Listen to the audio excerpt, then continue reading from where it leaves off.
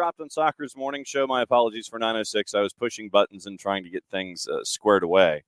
Obviously, we're going to talk a lot about Mondays with VAR, and we've got the highlights, and we'll kind of walk through the game yesterday with Chelsea and Spurs and its craziness. Mikel Arteta has no intention of apologizing for anything, and he doubled down earlier today. We've got news out of Fresno, news out of Portland. So welcome to another round of Soccer's morning show. Kevsey, thank you. Thanks for the big 4-0, as always. It's great to have everybody here this morning.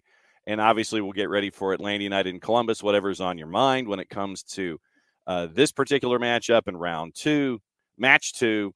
Of the best of 3. We had action last night that's going to another 3, but we figured with the 4-5 out west that it was going to, and we will go through all of it this morning. So whatever's on your mind here for Tuesday Thoughts for Soccer's morning show, welcome aboard.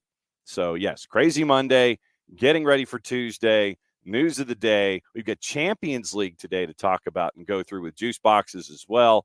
But I figure since we are bright and early and we've yet to go to kickoff, we'll just go ahead and start with some of this.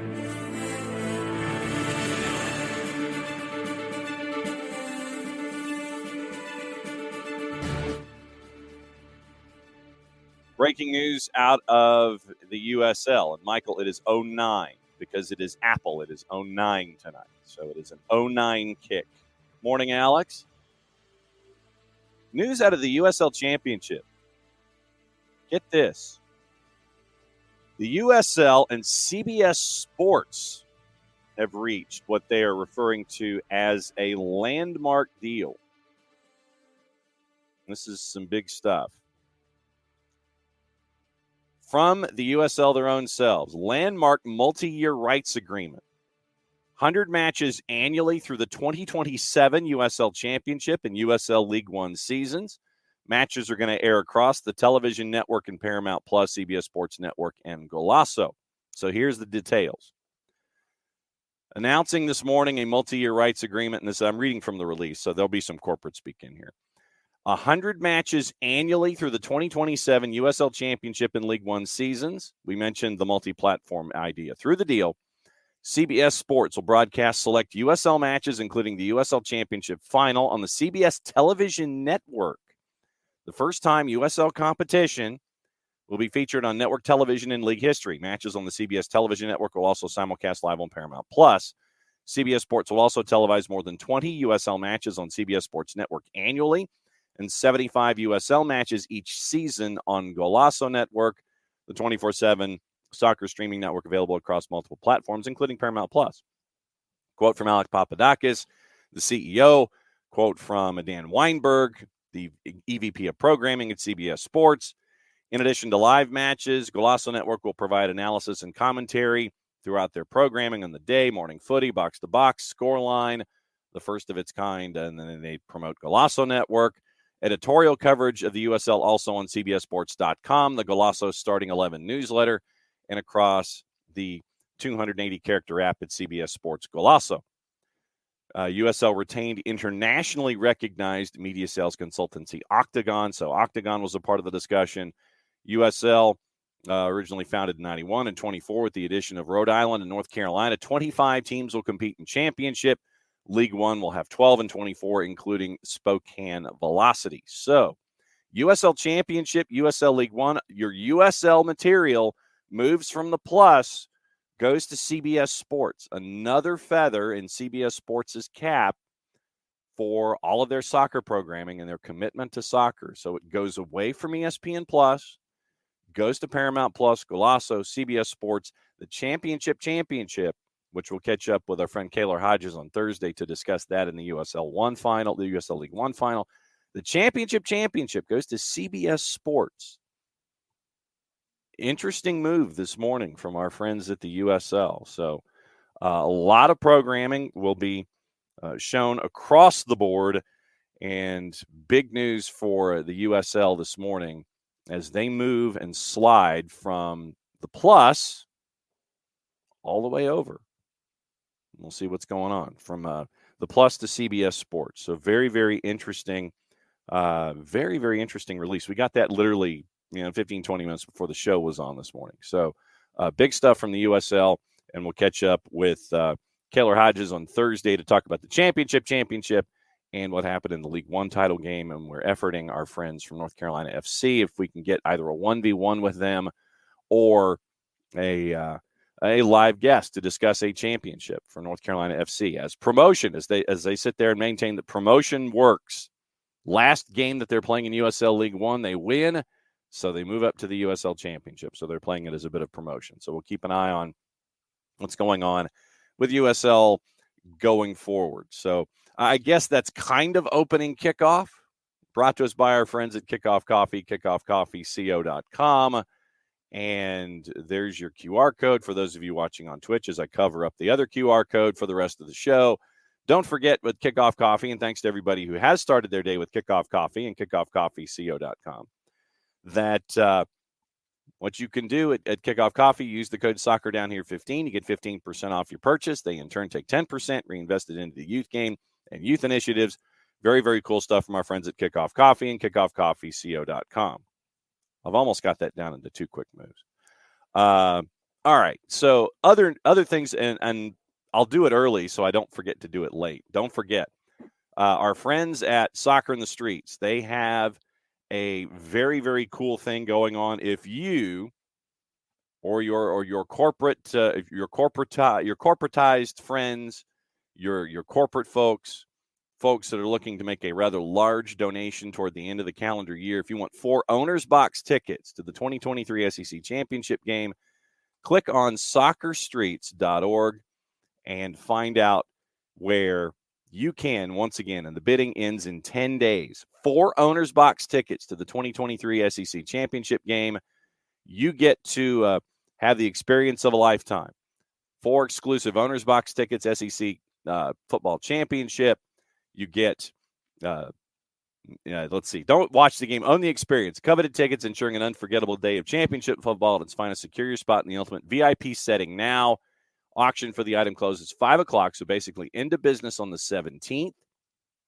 So take a peek at it, and you really want to do some soccer for good, you really can by diving into what our friends at Soccer in the Streets are auctioning off. Chance to sit in the owner's box, 4 of you for the SEC Championship game. Go to soccerstreets.org. I just posted the address in the Twitch pitch, soccerstreets.org. You can get involved in doing soccer for good on a massive level, be a part of the auction for 4 SEC Championship game tickets, and be a part of that as well. So that is that's the short version of what's going on. And big news out of the USL this morning. So, yes, Team Chaos was thriving in London last night, local time. So, yeah, Michael, what we will do is we'll kind of go through the timeline, and we'll go through the individual events, once again, brought to us by our friends at the Premier League and NBC Sports. We'll go through the timeline, and we've got some sound from Ange Postecoglou. We've got some stuff with Mikel Arteta. Once again, Mikel Arteta is doubling down. He is he is not backing away from anything, anyone. So sorry, not sorry, or not even sorry, not sorry. So it's just not sorry.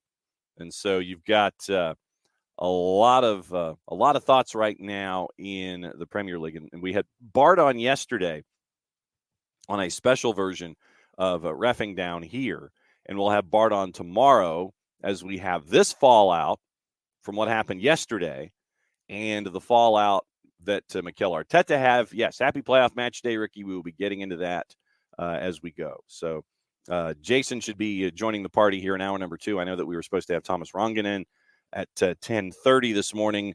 His employers, CBS Sports and CBS Sports Network, they're like, we need him.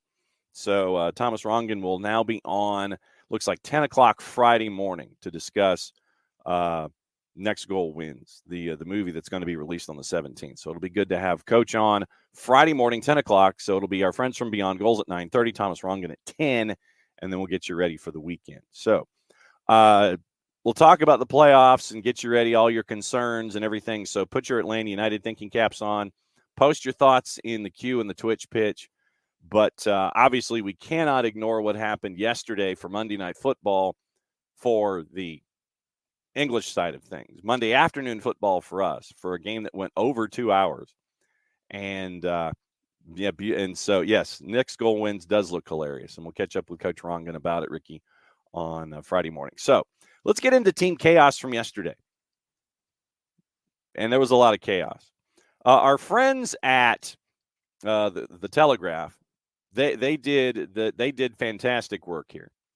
And what they did is they actually came up with the timeline of events yesterday. And we've got some of the calls, and we'll go through what happened yesterday to reinforce what in the actual wide world of sports actually happened yesterday. And so if the math is correct, it was in 111 minutes, 21 minutes of added time.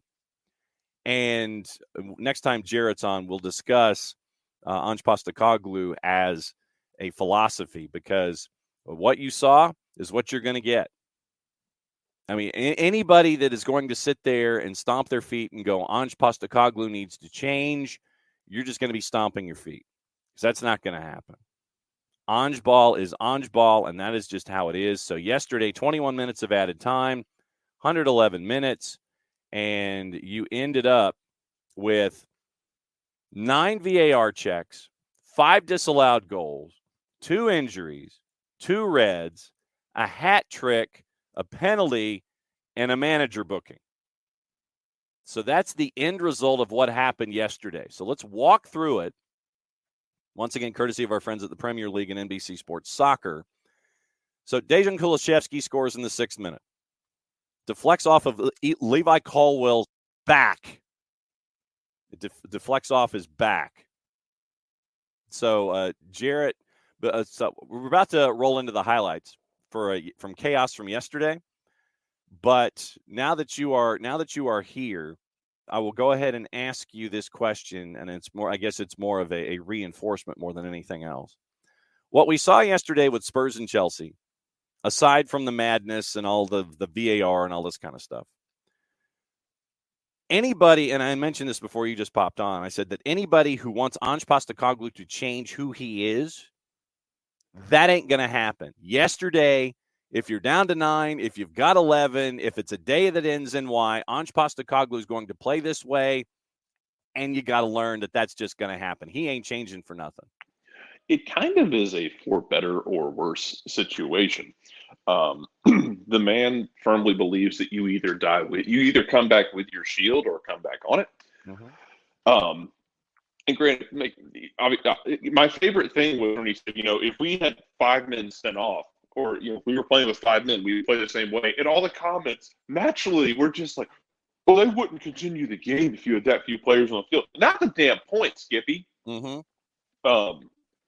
But please don't miss the forest for the trees. It's more of a commentary in the sense that he believes in playing that way. He doesn't care how many people are on the field. And if you look at the way Son was still pressing 4-1 and down 2 men. Yep. It was insane. He is very capable of convincing his players to do that. So this is they'll have ruts where it's been a great start to the season for Spurs. They're going to have ruts where they lose a slew of games. It's just going to happen. You just gotta trust the process. Yes. Quoting the American Dream, Dusty Rhodes, it is what it is. Sorry, I'm getting my early caffeine here. All right, so let's walk through the match and the chaos of Monday Night Football. So Kulusevski scores in the 6th minute. Goes off of Levi Colwell's, I'll say back. Could have been his butt. But it happened. 1-0. Son thought he had Spurs up 2-0.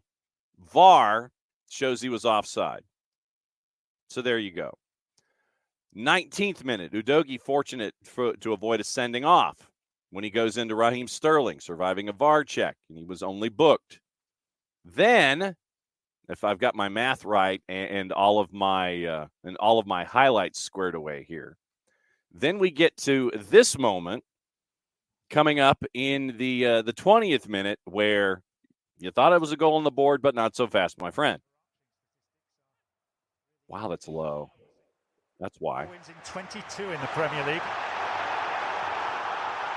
Johnson. Son, 2. But the flag is up. And that celebration is going to be a cameo. Nothing more. A campaign in the Premier League. 2 players down far side. James for Chelsea is releasing Sterling. Romero is one of the players down. And Sterling gets a lucky bounce. And Sterling goes all the way through. With players from either side flat out in the other half of the field.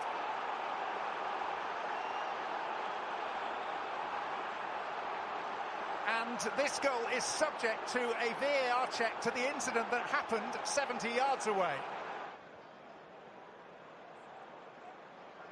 So 2 things to relay. One is, most importantly, the goal does not count because of a handball by Raheem Sterling. Secondly, the incident in back play has been checked and didn't amount to violent conduct, so no further action, Millard. All right, so that's where we are after you thought you had something happen, but you didn't in the 22nd minute. So you had the same move happen. Gary Neville called it a David Beckham moment, referencing the sending off at the 98 World Cup. Romero escapes with no punishment despite a VAR check. Now, 28th minute, Moises Caicedo, and then this happened. Palmer right, Jackson left.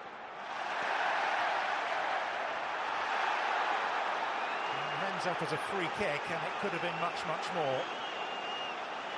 Yeah, the doggy was always getting there late. He's on a yellow card, Destiny the doggy.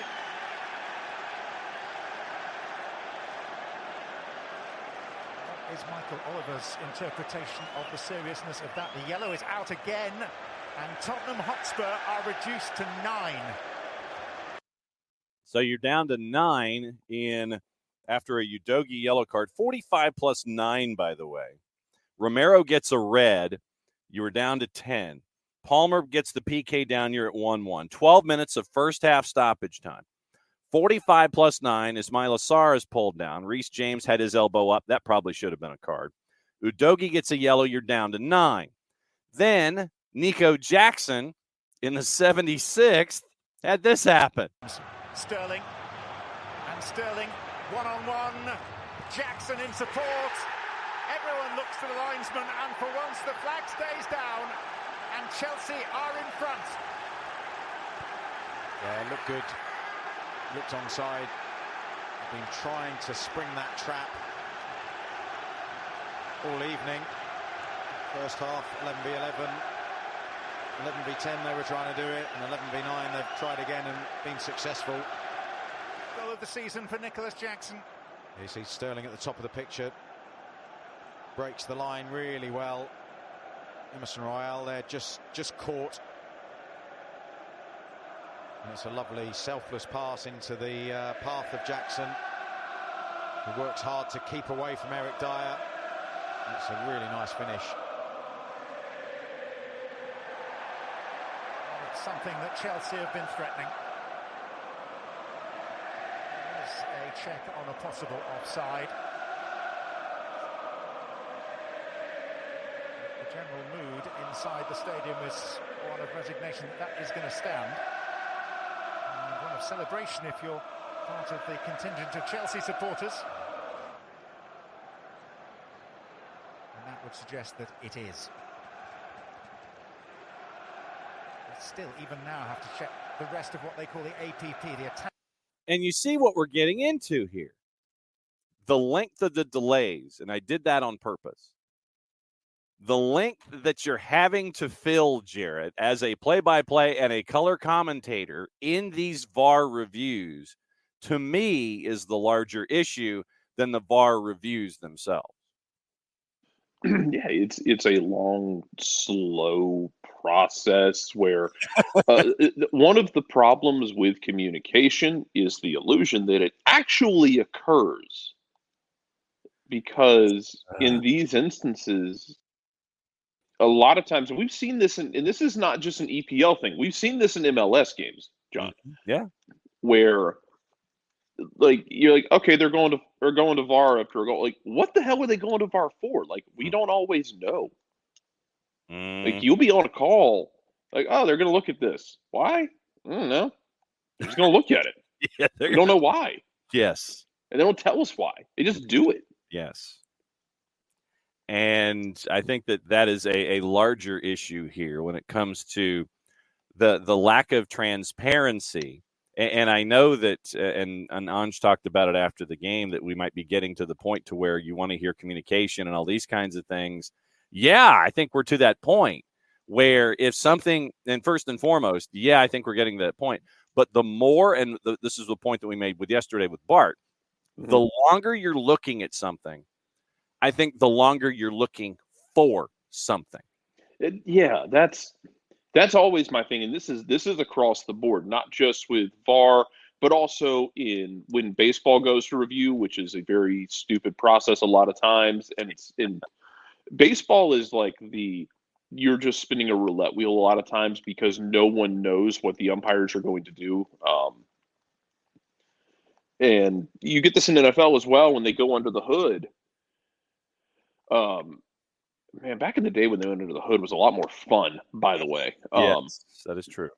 But the longer it takes for you to review, the longer it takes, the more I am always inclined to say, just let it stand. If you're having to look this hard for something, then you're looking for something. Mm-hmm. Stop looking for something and you'll just call the damn game. Yes, absolutely. So that's and I don't know what the threshold is to that, by the way.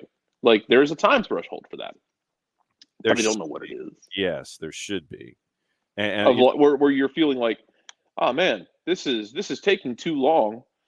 But I don't know what too long is. I couldn't tell you what it is. You're just in that moment, you feel it, and then there's a moment where it will flip a trigger in your brain, and you go, this is too long, man. Mm-hmm. That is true. And I mean, you're thinking about it, is it 90 seconds? Is it 2 minutes? Is it something in there?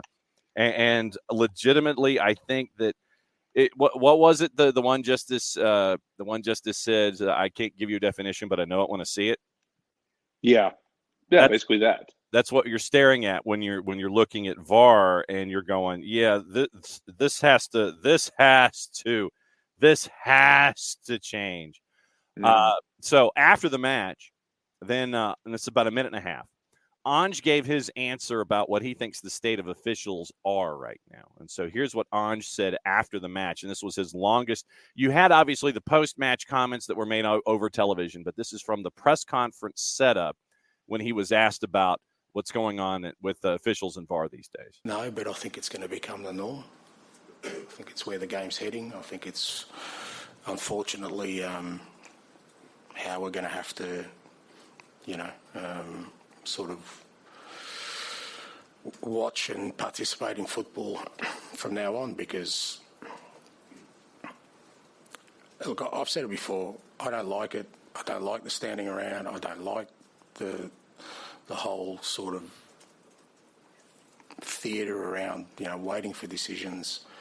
But I know that I'm in the wilderness with that. I'm kind of on my own. That in my 26 years, I was always prepared to accept the referee's decision, good, bad, or otherwise. And I've had some shockers in my career, let me tell you, and I've had some go my way as well. But I'd cop that because I just wanted the game to be played. But when we're complaining about decisions every week, this is what's going to happen. People are just going to forensically scrutinise everything to make sure that they're comfortable it's right, and even at the end of that, we're still not happy. So what does that mean? Well, that means that we're going to see a lot of standing around. And I just think it's just diminishing the authority of the referee. You can't tell me that referees are in control of the game now. They're not.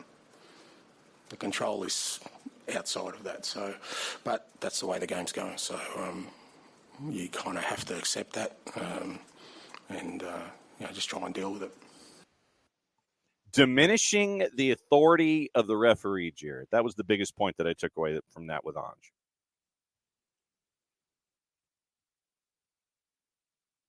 Yeah, man, the whole thing feels kind of broken. Yeah. But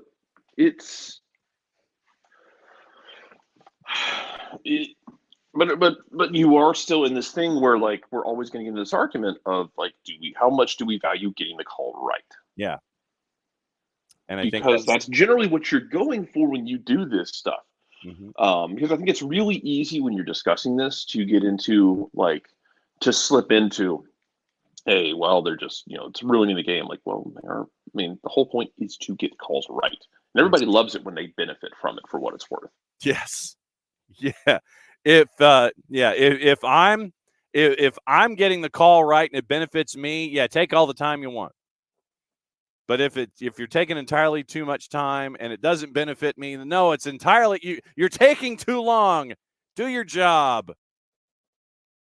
I mean, I think that's the double-edged way about it is, if it's for me, then great. But then if it ain't for me, then something's wrong and it's got to get fixed. So, I mean, and Mikel Arteta, by the way, has doubled down. And he had his press conference. He said, it's my duty it's my duty to stand in front of the cameras and give an honest assessment of what happened in the game. This is what I did, reflect very openly how I felt the team played, how the game was conditioned by the decisions that were made.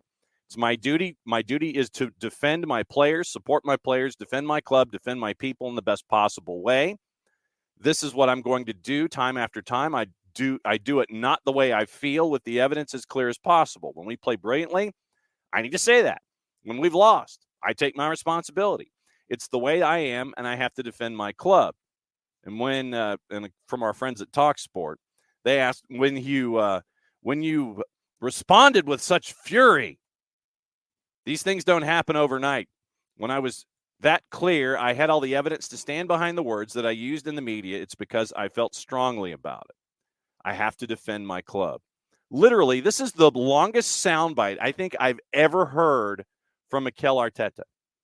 And it's about how fired up he is about where things are involving VAR, his club, what happens, and all of this.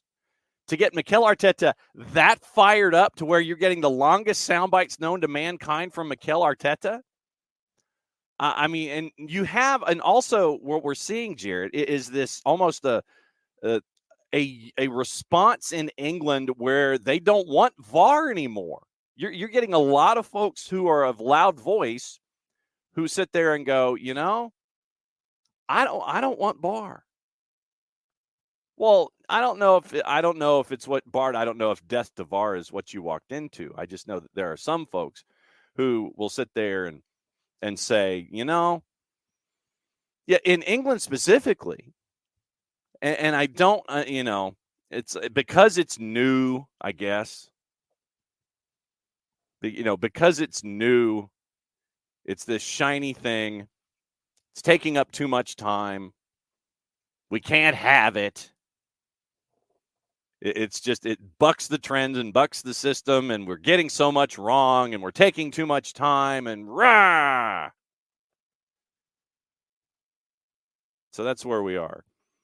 Now, so Bart, the A Block this morning has been recapping all the chaos from yesterday and hearing from Ange Postecoglou.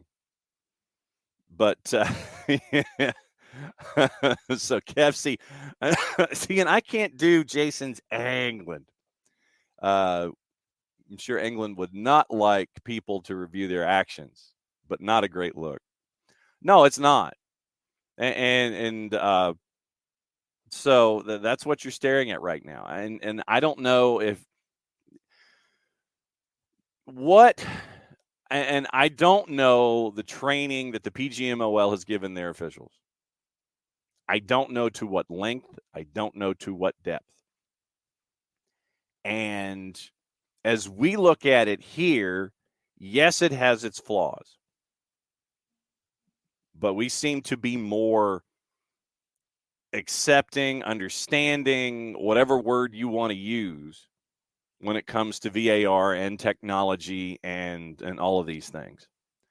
But right now, you have coaches who are at the top of the Premier League. You have those who get paid an inordinate amount of dollars, who might be an ex-athlete or who might just be bombastic, sitting there saying that we can't have it.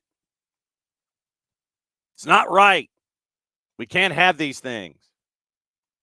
Now, and David's spot on. David says the NFL's been doing this for a long time. They've gone through many changes in how the reviews work and what's reviewable. Let's keep working to get this better. Yeah. But that's the thing is, like, I think that it's like in the Premier League right now, it's like it's either yes or no. There is no development. And it's like it's got to be right, 100% right from the absolute beginning.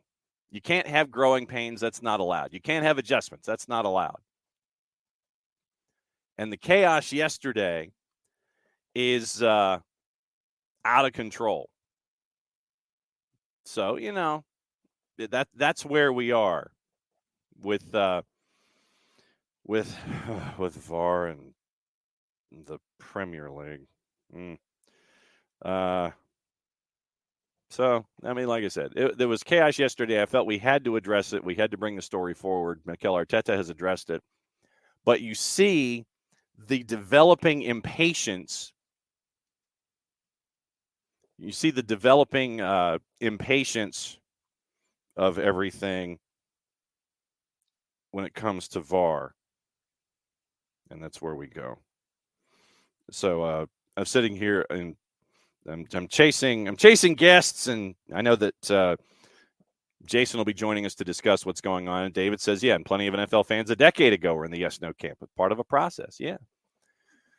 But I think because when you're staring at what's going on with the chaos and you're a fan of a Premier League side, I think, and those of you who are fans of Premier League teams here that are part of the show, let me ask you this. Are you more understanding of VAR and its growing pains than what you're witnessing overseas? As fans of teams in the Premier League, do you get it? Do you know? Do you sit there and it's like, yeah, okay, I understand it's a growing pain, or do you want the instant gratification and the instant results, especially if it benefits you? I guess that's my question of the day. So, as a fan of a club that is in the Premier League, who has VAR in other places, who has video review in other sports here in the United States, do you get it? And just you're like, yeah, okay, I get it. Let it grow and evolve and that kind of a thing. Or do you want the instant gratification? I know you want the instant gratification, but aside from that, but I mean, do you get it? Do you understand it? And you know, can you yell across the Atlantic Ocean and tell your friends and fellow fans to let it grow? I guess is my larger point. So that's what I guess that's where we're evolved here in discussing everything with VAR. So those of us here on this side of the Atlantic, the colonies have VAR. We understand it. We know it has flaws. We know it's been growing. But the other thing, and David, you mentioned this kind of in an interesting way. So video review for the National Football League games that play in Europe,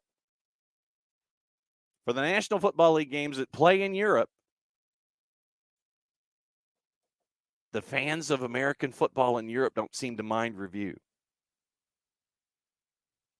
Just saying. Joe Boss couldn't care less about the EPL.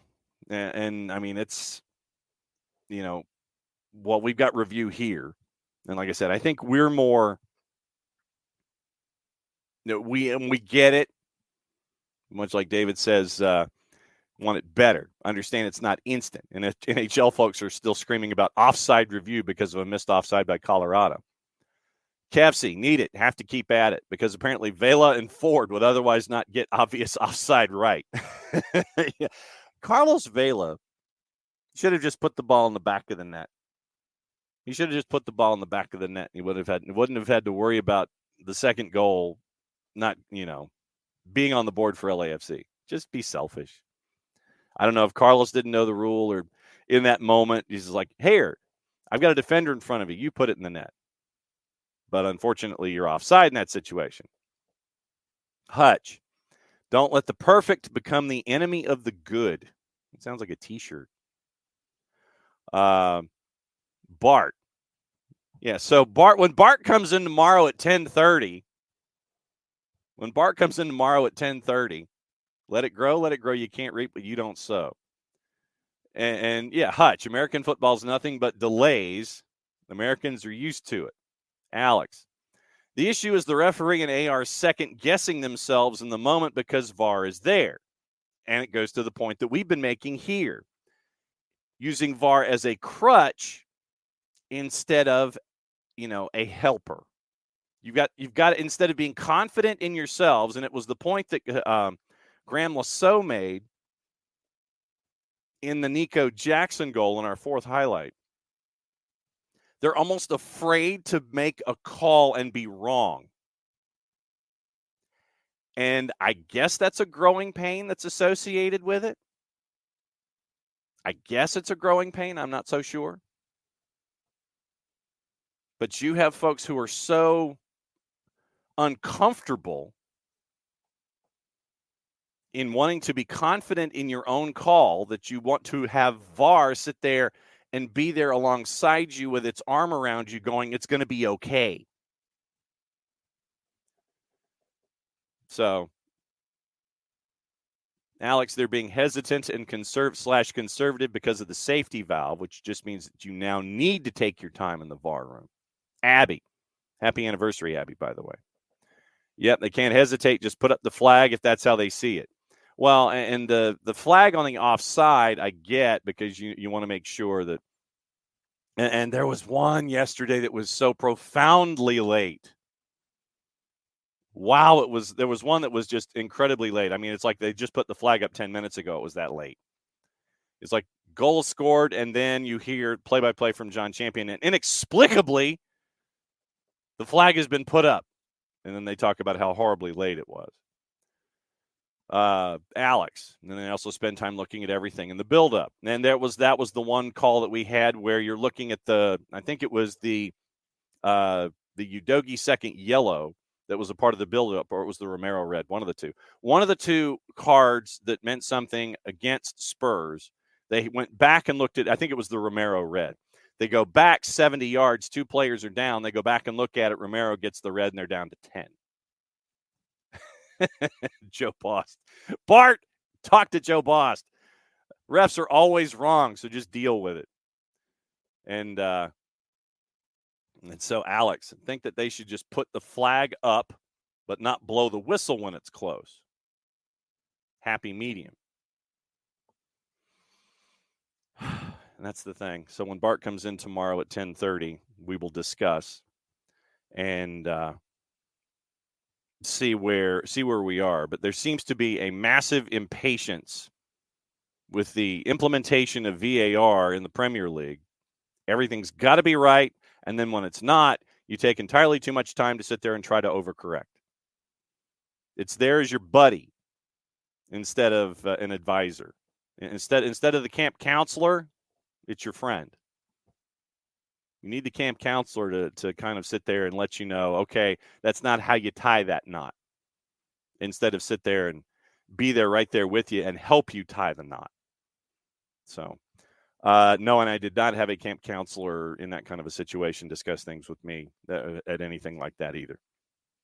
But so chaos yesterday. And we've got Champions League today. Since we're over in Europe, let me go ahead and wrap up that particular element of it all.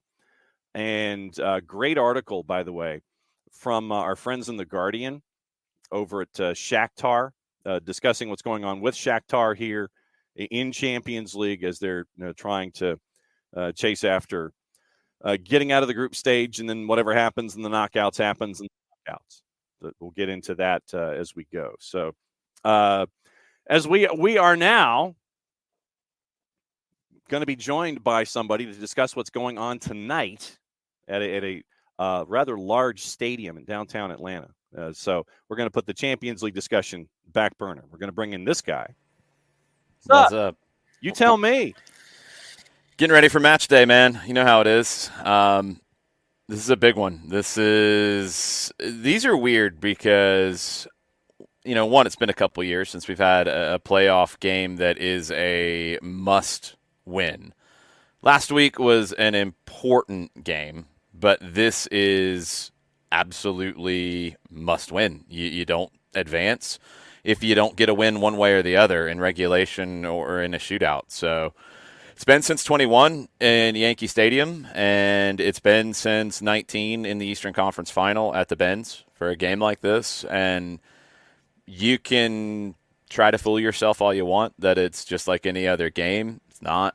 It has a different feel. It has a different set of emotions. It has a different, I think, cadence to it. So just ready to get it started. Honestly, at this point, I've tried to keep myself busy with a million other things. I'm just ready to get this game kicked off. So now that you've had time in your prep from game one, getting ready for game number two, man, it sounds, now is that your yard or mine? That's mine. They're right outside the window right now. Okay, because I get the same thing sometimes, and I didn't know if it was my yard or not. Yeah, they literally just showed up right outside the window. Important piece coming back for Atlanta United for game number two in Thiago Almada. Yeah, Thiago spoke to the media yesterday, and he asked for forgiveness and apologized for what happened in Cincinnati. He forgot he was on a yellow from the first half. He said it's rare that he's on a yellow card, so he wasn't even really thinking about it. Yeah, I mean, he was frustrated, and he kicked out at somebody. He made a mistake. It happens, and I think it happens, that kind of mistake happens with young attacking players who lose their head, get frustrated. They're getting pushed, kicked, elbowed, chirped at, everything you can imagine all night long, and at times they react, and you've got to not react, and that's the hardest thing when it feels like things are tilted against the attacking player, and they've got to find ways not to react. And Thiago reacted. He got sent off in Cincinnati. It hurt him in game one. There's no way around it. I mean, you can try to come up with a tactical plan, and you can have a good idea of what you want to do, and you can ask players to do some different things. When you have Thiago Almada in your team, you have a better chance to win. It's just that simple. And Thiago is going to be in a spot today where, you're not putting it all on him. There's other players around. I think he makes other players better. But you're also asking him to be that guy that we all think he is and can be. And we've seen it plenty of times this season where he's put the team on his back. And you're going to need that again today from him in a moment like this. He does have experience in knockout games. He hasn't played in a playoff game in MLS before, but going back to the old Copa de la Liga in Argentina where they would have playoffs at the end of it, he has played in a couple of those sorts of knockout games. He's played in some knockout rounds of the Copa Libertadores and the Copa Sudamericana during his time with Vélez, and he's the kind of guy that I don't feel like the spotlight is going to be too bright for him. It's just how you handle a team like Columbus, who does such a good job of clogging up the middle. It's a real amoeba kind of a team in the sense that you have one true center back in Rudy Camacho. The last game, and look, they tweak things game to game. They're not going to just roll out the same group and do the exact same things that they did last week.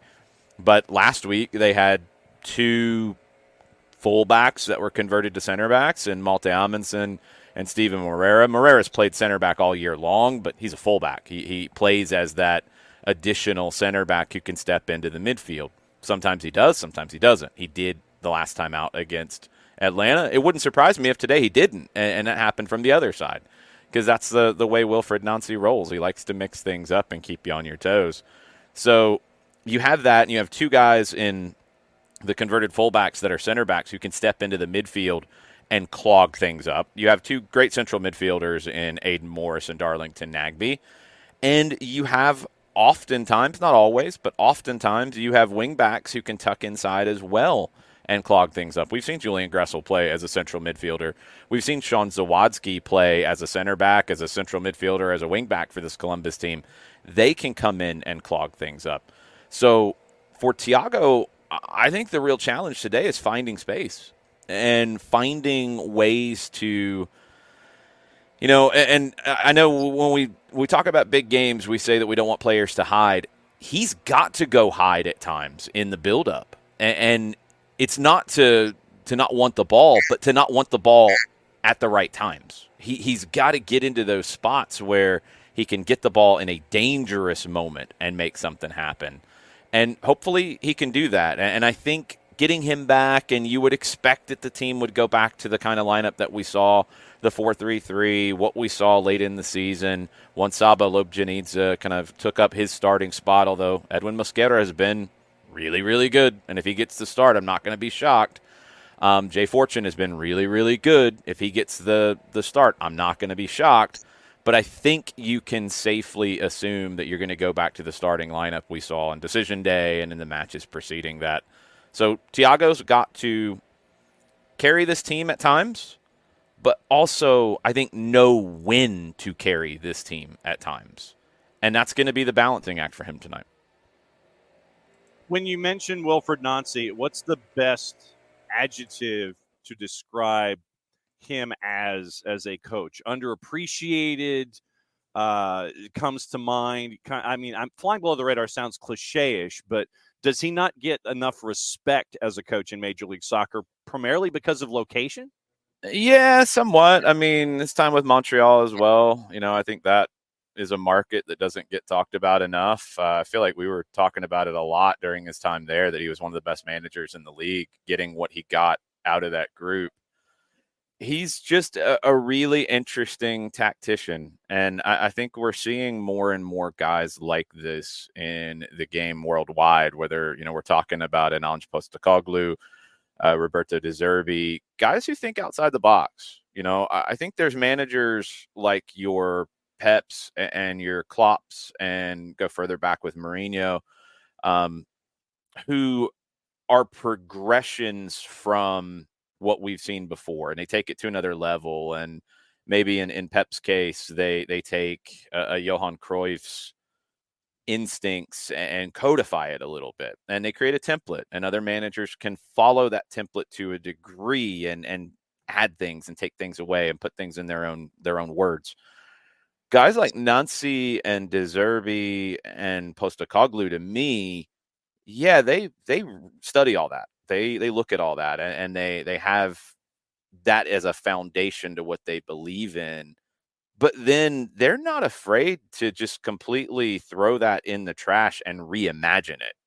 And I think Bielsa is a guy who did this as well. You know, he didn't come from the positional play school of the Dutch and of Barcelona. He reinterpreted aspects of that. So you see the positional play folks from Argentina who have come from the Bielsa tree have a very different approach than Pep and Cruyff and that side. Nancy is fascinating to me in that positions don't really matter. Structure isn't super important.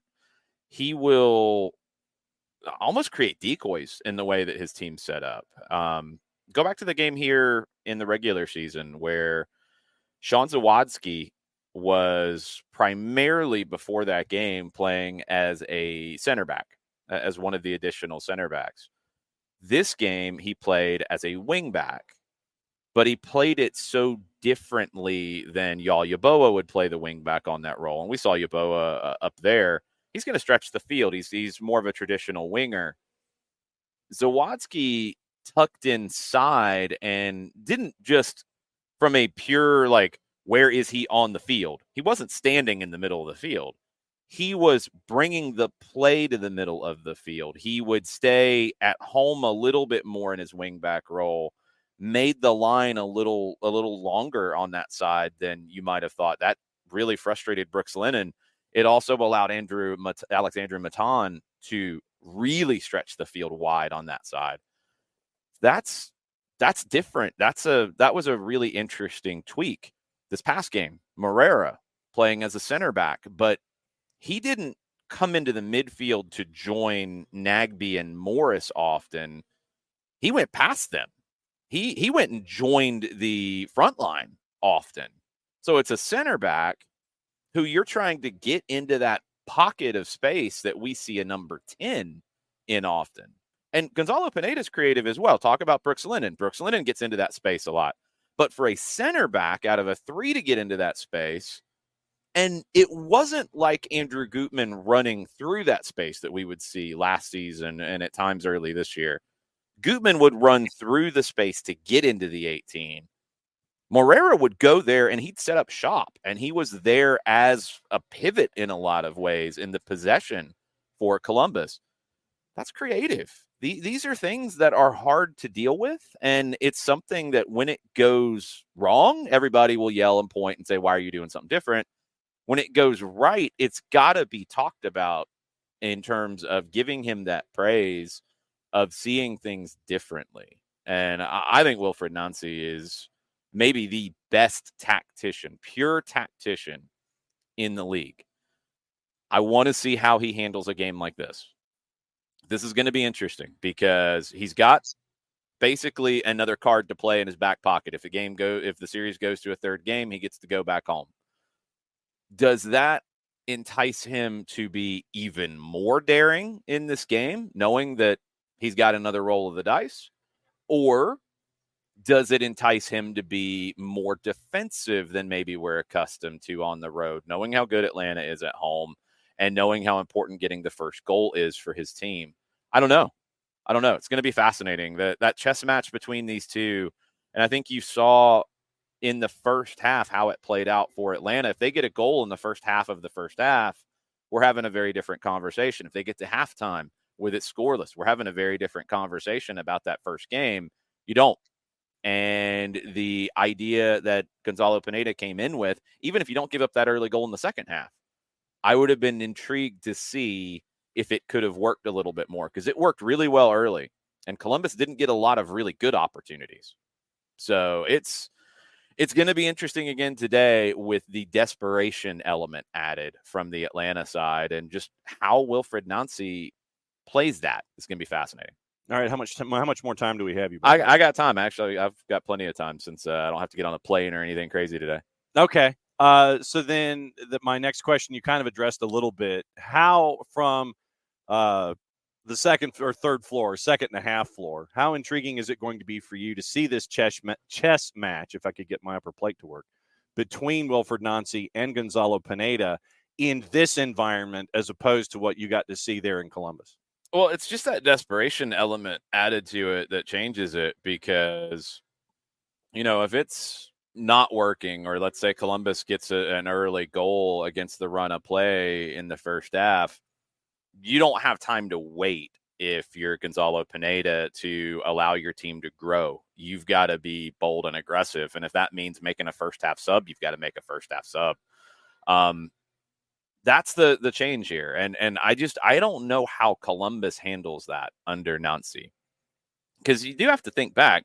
There isn't much in his time in Montreal, and this is his first year in Columbus, of a history of these backs against the wall games that he's been in. And this one's not purely a backs against the wall game for him. I mean, he doesn't want it to go 3 games, but he's got one more roll of the dice here if he doesn't get the win on the road in this game. So how does he play it? I don't know. I don't think he will concede possession. I don't think Atlanta's going to concede possession either. And they did not in Columbus either, by the way. And it's something that the definition of words is a very important thing. And that's why dictionaries are still used. And even if it's dictionary.com, conceding possession means you don't want it. Sometimes the other team takes it. And that's what happened in Columbus. They were able to dominate possession. Atlanta wanted the ball. Trust me. I had the conversations before the game. I know how this team plays. They wanted the ball. They couldn't get the ball enough in moments, especially as the night went on. And again, it's, I think, a big reason why that happened is Columbus flooding certain parts of the field and disrupting Atlanta. Atlanta was able to build up pretty well early on. I don't think the build-up play was the issue. Once Columbus got the ball, they did a good job of keeping it and making things happen with it. Tonight, I don't see Columbus being defensive in the sense that they concede possession. I do see them being potentially, and probably as the night goes on, if they're in a favorable position, being more conservative positionally. That doesn't mean they don't want the ball, but they might keep that wing back at home, for example, make it look a little more like a line of 4/5 at times than we're accustomed to seeing from them. Nagbe and Morris might stay deeper at times to try to clog up zone 14 at the top of the 18-yard box. Things like that. I don't think they are defensive in the sense that they will bunker and not want the ball. I think it'll be positionally. They'll try to keep some numbers behind the ball defensively and maybe not risk as much going forward at times. But I don't know. Wilfred Nancy's the kind of guy who might throw that set of rules out the window and say, you know what, I'm going to come out in the first 15 minutes and be even more aggressive to try to catch them by surprise. If it doesn't work out, then maybe we adapt and drop a little deeper. I don't know. I'm not sure. It's going to be a lot of fun to break down and talk about, though. All right. So before we take the tour, go through the Twitch pitch and everything else in Major League Soccer broadcast plans. Yeah, 6:30 on 92.9 The Game, 7:09 for the kickoff. I know that question had come up a few times. It's not a Fox game, so it's a 7:09. Any game that's on Apple only is always a 9 after the kick time that's announced. That's when they start it. Odyssey app, as always, the Atlanta United app, as always, and Apple TV MLS Season Pass. You can choose the home team radio. And if it's not there immediately after the usually like 7:05 break or so, go back out and come back in, and it'll trigger. Like sometimes if you're already there and you wait for it to come in, it won't come in. You have to go back out and back in. I did that with the Kansas City game this weekend. All right. Joe Bost, as we take the tour of the Twitch pitch, the RSL Houston match was bonkers. Didn't feel like it would finish 11-11. Yeah, I mean, anybody who and it's not how we function on soccer social media, but anybody who was leading the charge of this playoff format's stupid, it's bad, it's horrible, the games are going to be bad, everything sucks. Wrong. I mean, I just don't know how else to say it. And please put your hand up and say I was wrong, because it's been good. It's been interesting. It's been dramatic. There's been a lot of games that have been bonkers in all of these rounds. I mean, there's been very few clunkers out of any games played in the postseason so far. That doesn't guarantee that the format's perfect and you won't have a clunker at some point down the road or in a future year or whatever. But I think the best of 3 result is the only thing that matters. Setup has worked beyond MLS's wildest dreams. And you're seeing it in these kinds of games. I mean, Dallas was another example where the lower seed goes on the road. They lose. The home team was favored in that first round game. That's why they're the higher seed. They win that game, and you come back and you have what Atlanta has tonight, where you've got to find a way, one way or another. You've got to find a way. And RSL found a way. And Jefferson Savarino with that free kick, and then going into the shootout, I think it's really difficult if you're Amin Bassi in that situation where you're taking your second penalty of the night. You had your first one saved. You did put home the rebound, but it's very easy to get in your head in that situation of, do I do what I do on penalties and just do it again, and that's what I do, and I'm not going to change? Oh, wait, I did it and I got saved the first time. I got to change, right? No, but he's expecting me to change. No, he's not expecting me to change. What am I going to do? And he tried to go down the middle, and Zach McMath just waited him out. Like everybody's going to yell at Bassi in that. I think it's really difficult when you're in that spot. But then the flip side for Ben Olsen is he's your best guy, and he takes penalties. You're not going to have him in the shootout in your season on the line in this situation, an opportunity to advance. Of course you're going to have him take it. It's really a difficult spot. Penalties are brutal. And in this case, Zach McMath was your hero by being patient. So, all right. So since you mentioned penalties, can we go back and talk about Red Bulls and FC Cincinnati for a second? As I take a sip on my Red Bull, yes. You want to talk bonkers? What aspect of the bonkersness do you want to talk about? Well, we could go about all the bonkersness, and I know that we talked about Matt Miazga yesterday with a special edition of Reffing down here, but we can get into that too. So if I just said match 2, Red Bulls FC Cincinnati, go. When you have teams that play in the manner that these two do, and Cincinnati can do more with the ball than any of the other pressing-oriented teams. Cincinnati is a better ball-playing team than any of the rest of them. But at their heart, they're a combative team like this. Red Bulls, that's what they have. And Tom Barlow is I think, prime example of that. He's a forward who probably wouldn't play in any other team but St. Louis, Philadelphia, maybe. He wouldn't play in Cincinnati, and he'd play in Red Bull. And he's a perfect fit for them. And you got all the combativeness you could imagine. And I just don't understand at this point in his career why Matt Miazga cannot keep his emotions in check. And it's probably a big reason why his career has had the trajectory that it has had. And if I'm Greg Berhalter, he's a player that I would not trust in big moments because of how he handles his emotions.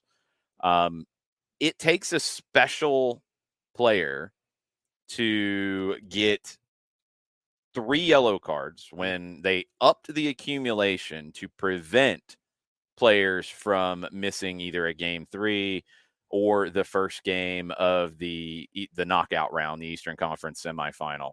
They upped the accumulation to 3 to make it more difficult to miss a game due to accumulation. And he got 3.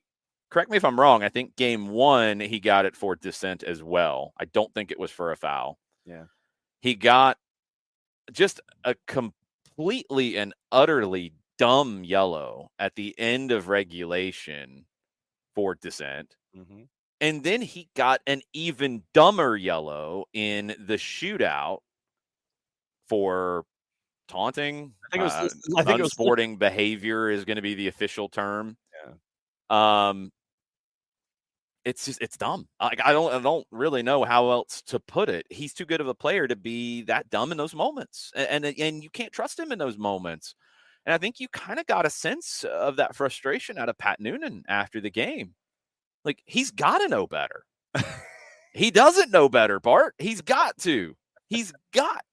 And yeah, I know there's some U.S. men's national team fans who love the trolling that he did with Mexico. And whatever. I get it. But there's no way I'm playing him in a game that matters, because I think every game that I've seen him play for Cincinnati, he has been out of control at times. And his comments afterwards to the Cincinnati newspaper about being singled out are absurd. He shoved his finger in Victor Rivas's face 3 different times after he was begging for a yellow card, and he got it. And I know a lot of people were yelling about Rivas after that game. There's only so much you can do when you're a referee, and both teams want to engage in that kind of behavior. You know, people yelled at the referee in 2006 with the Dutch and Portugal. The players in the match decided that they were going to kick each other, and they were going to argue, and they were going to do everything possible in that game to draw cards. Well, okay, they got their cards. In this game, Rivas did everything possible to try to keep it 11v11, and he ultimately did. You can only do so much. I don't think it's on Rivas. Miazga has definitely hurt his team. And it's just something that if I'm a manager, I've got some serious reservations about trusting him going forward. He's a very good player. He was in my best 11 when I voted. Great player, but can't trust him in big moments. And all the nonsense, and it's absolute nonsense. It is revisionist history that he was just trying to show love to the fans of the club that he had come from. No, he was not. Watch his reaction when he's doing it, and they're booing him, by the way, and watch his reaction. He acknowledges that he's getting booed, and then he keeps doing it again. He knew exactly what he was doing. Don't listen to the nonsense. He wasn't singled out. He did it to himself. Matt screwed Matt in this case. For your Bret Hart fans out there. There you go. I'm guessing this was to Pat Brennan at the Cincinnati Enquirer. I found the quote. Oh. I'm annoyed. The referee gave me a yellow card. For what? I went to my fans that I played for since I was 14 years old and gave them a heart. Sidebar. It wasn't even a heart. He couldn't even get that right. I gave them a heart, and I was showing them my love. I get a yellow card for that? For what? For what? And I have to take that, and I'm suspended now? And after the game, he gives me a yellow card because I asked, what the hell are you doing? Everyone's yelling at the referee. Yeah, of course I feel singled out. I was speaking to him, meaning Rivas, the whole game normally. He's talking to me nicely all game, end quote. You were not speaking to him normally throughout the game because multiple times you were screaming and being very demonstrative and showing the referee up. You were trying to anyway. And Rivas, to his credit, did not throw an early card on you acting a fool, Mr. Miazga.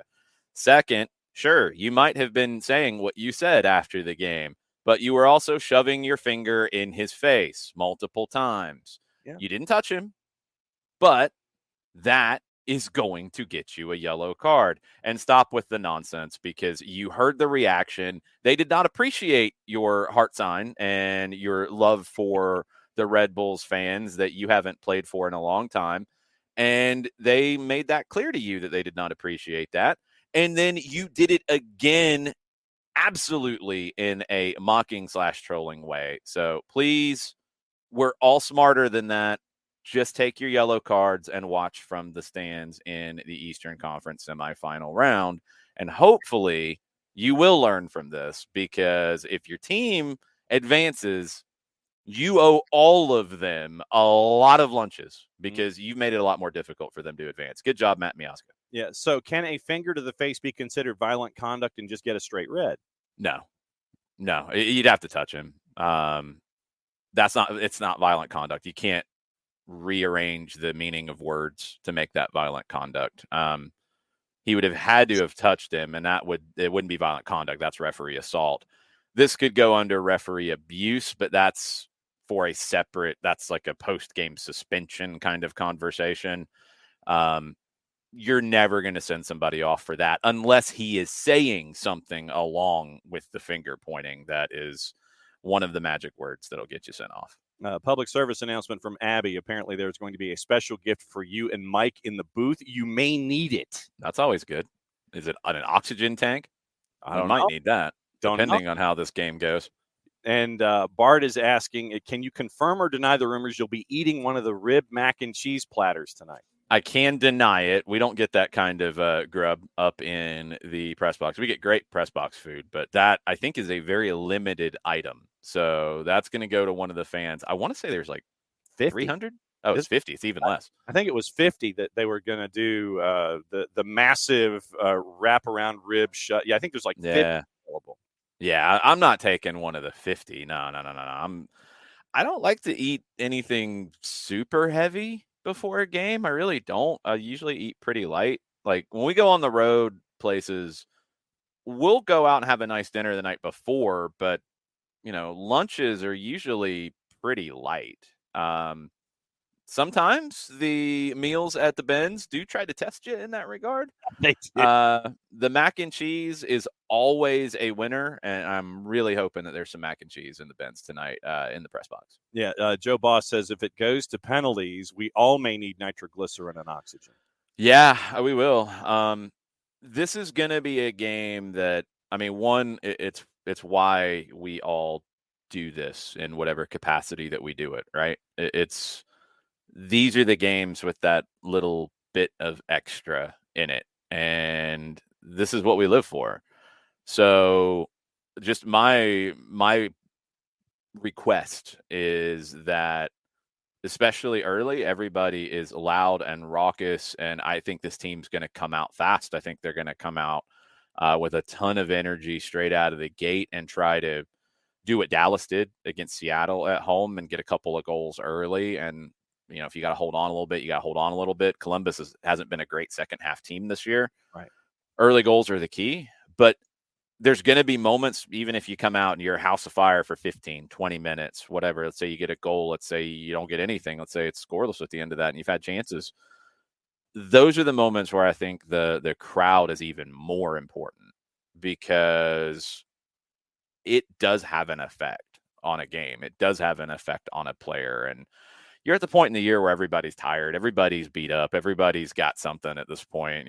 Whether you rolled your ankle a month ago and it's still bothering you a little bit, that hamstring is twingling a little bit. You've got issues at this point physically because it has been a long year. There's going to be moments where they're going to have to catch their breath. They're going to have to get reset. They're going to have to get reorganized. Those are the most important moments, in my opinion, from the Gulch, from the fans all over the stadium. This isn't just a supporters group thing. Like, this is everybody.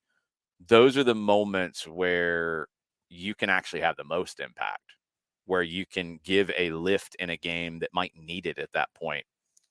And just understand that this is a team that you've seen all year long that has fought and fought and fought to the final whistle. And if there's time on the clock, they're going to be in the game.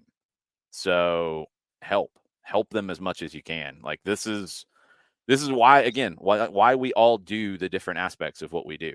So don't leave anything in the tank at the end of the night tonight. I'm expecting by the time we get to whatever the full-time report is at the end of the night that I'm going to be gasping for air. I'm going to be exhausted. I'm going to feel it. And I hope that everybody in the building kind of goes in with that understanding tonight that you got to leave everything in there tonight. And hopefully it means that we're going to Columbus on Sunday with an opportunity to roll the dice and try to knock out a higher seed. No guarantees in this game, but don't leave with regrets. And I don't think the players are going to. I don't think, anybody's going to at this stage. I hope not, because this is it. This is why we do it. And I really hope that understand the role that the people in the stands have too. This is big, and support these guys. They fought all season long. Give them that support. Try to give them energy when they need it, and hopefully make this a really difficult place for Columbus to come in and feel comfortable. All right, one more thing off the page before I let you go. Big news yesterday for Oglethorpe in the D3. They are in a pod that is local this weekend. Yeah, lots of big news on the college side, actually. Emory is hosting that pod. Emory won the UAA, and Oglethorpe won the SAA. So if they both win their first-round games, they will meet in the round of 32 for an opportunity to go to the Sweet 16. That's amazing. That's Saturday and Sunday at Emory. The first games are on Saturday at 1 and 3:30. Emory at 1, Oglethorpe at 3:30. And then University of Georgia, they won the SEC for the first time ever after winning the division for the first time ever. They're going to host an NCAA tournament game against Liberty. Down Peach Belt Conference, down in Morrow on Friday and Sunday. Clayton State men hosting the semifinals and the final. And that Clayton State team is a really good one to watch. So you've got a lot of opportunities with local soccer at a variety of levels this weekend in tournament games, in big games for men, for women. It's exciting to see not just so many local teams that have something to play for and are going to host games at the stage of the year, or in Oglethorpe's case, be across town, but to see so many local products on these teams as well. Players who have played local high school ball, who have played for pretty much every club in the metro Atlanta area, and many have played in clubs all over the state and all over the region. So it's a really special time of year, and whatever you have left in the tank after you replenish yourself after tonight, get tomorrow and support Clayton State if you can. Go out to Emory on Saturday and support Oglethorpe and support Emory. I'd love to see Oglethorpe and Emory in the biggest match that they've ever had against one another, and they've been playing since 1961. I'd love to see both of them win and get a rematch, because that first game was electric in Brookhaven, a 2-2 draw. I'd love to see Georgia make a run this year. And I think what Kadani McAlpine has done with UGA in 2 years is incredible. And I'd love to see him make a run. That's a team that can go deep in the tournament. So hopefully all these teams can get great crowds, great support, win, and continue to advance. And that's Atlanta United, that's Clayton State, that's Oglethorpe, that's Emory, that's Georgia, that's everybody. I think SCAD's in the tournament as well down south. So tons of teams all over the place. Just want to see all the local teams continue to advance. Choice D, all of the above. Partner, we'll see you at Mercedes-Benz tonight, and thanks for hanging out with us here on a match day. Yep, 7:09. Get that into your seats a little bit early and be loud. So what he said, loud. Be good, partner. Adios. All right, that's Jason. And so Abby with the schedule for a lot of folks. 2 p.m., go get a sub at Firehouse. Hook and ladder. The large hook and ladder for me.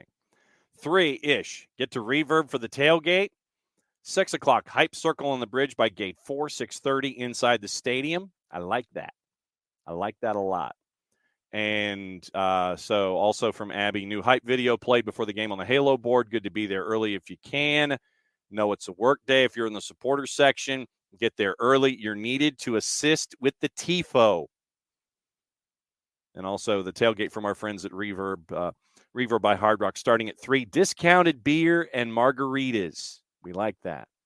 Discounted beer and margaritas. So since we mentioned assignments, let's get into the crew for tonight, by the way, since we're having that discussion. Round 1 updated, according to our friends at Pro. And sub note from overseas, Anthony Taylor is being promoted back from the championship into the games in the Premier League. So he's back in the good graces of the PGMOL for the time being. So we go to 11-7 tonight. Chris Penso is the man in the middle. Cameron Blanchard and Jeremy Hansen are your ARs. Pierre-Luc Lazier is your 4th. Remember, Lazier was the one who was in the middle for match 1 for Philadelphia and New England. Your VAR is Jeff Gamble. Your AVAR is Mike Kampminer. So let's look at Chris Penso's statistics, shall we? All right. So Chris Penso's stats, as the computer likes to load here. So Chris Penso, 18 matches in the middle, 454 fouls awarded. So 454 puts him, middle of the pack, considering the number of matches he called in the middle. So 454 into 18 is 25-ish. So 25 fouls a match, 93 yellow cards total this season, not in one game, not in every match. So 25-ish fouls a match called by Chris Penso, 5.17 yellows in the matches that Penso has been in the middle, and he has given 4 red cards in the 18 matches that he has been in the middle. So those are your Chris Penso statistics. So Joe Post, couldn't we have his wife instead? So Chris Penso, 25 fouls on average, 5 yellows, and he has given 4 reds in the 18 matches this year. So that is your man in the middle update. It is going to be Chris Penso tonight in the middle. So we'll keep an eye on what we're seeing out of Chris Penso. News out of Portland yesterday. Phil Neville is going to be named the new head coach for the Portland Timbers from Ryan Clark over at the Oregonian. Announced yesterday, and I believe the press conference is going to be this afternoon, early this afternoon, our time. I think it's late morning in Portland. I think it's 1 versus 1 Eastern, 10 Pacific. It's one or the other, but 1 o'clock in one of the time zones, either the Eastern or the Pacific time zone, is going to be the official press conference. And the contract, according to Ryan Clark at the Oregonian, runs for the 2026 season, introduced at the media 10 a.m. Tuesday. So 1 o'clock our time. I was right. So 1 o'clock our time, 10 a.m. at Providence Park. Ned Grabavoy, in a release, had two sentences that were very large. Fired by Inter Miami partway through the 23 season, a record of 31, 41, and 11 in just under 3 years, made it as far as the third place game in the 2019 World Cup at the helm of the England women's team. Played nearly 2 decades. You end up with, once again, Ryan Clark with the BioBlast. Then they go back to the release for 2 additional rather long sentences. Hired by the English FA, Clark once again reminds us, received criticism for sexist tweets posted in 2012 when Neville was in his mid-30s. Posts included jokes about women, and Neville eventually apologized for the post, calling them wrong then and wrong now, end quote. Addressing the tweets and Neville's track record as a coach, the 107 Independent Supporters Trust and Timbers Army called for the club to reconsider the hire. When the news leaked to the media back on Friday, the fan groups have previously been critical of the club's mishandling of alleged incidents of sexual misconduct and domestic violence.